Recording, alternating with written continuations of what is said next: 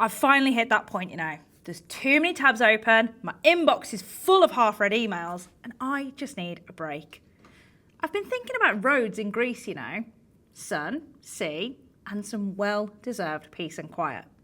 But the actual planning part, that's not so dreamy. So I'm going to use Microsoft 365 today to make it simple.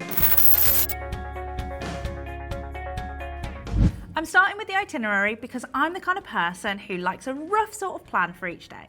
I cannot just go out there and wing it.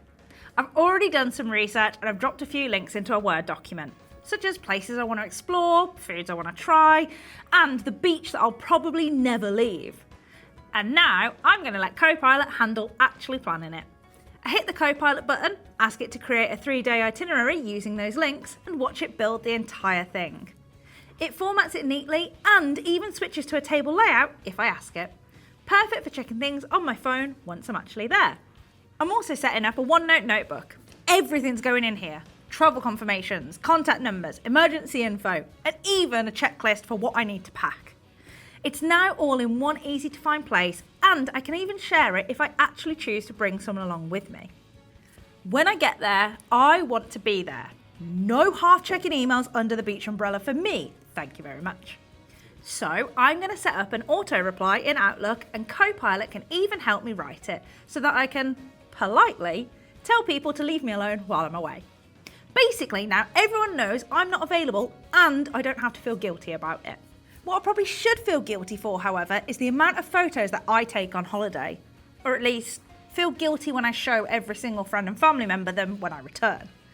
To make sure I don't lose this opportunity, I'm going to use bedtime backup in the OneDrive app on my iPhone.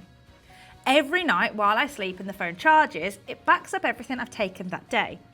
I wake up to cleared space on my phone for even more photos and peace of mind knowing the good shots and the accidental blurry ones are now safe and sound in the cloud. And now they're on OneDrive, I can easily access them from whatever device I have OneDrive on, like my PC. So there's no escape for anybody when I return.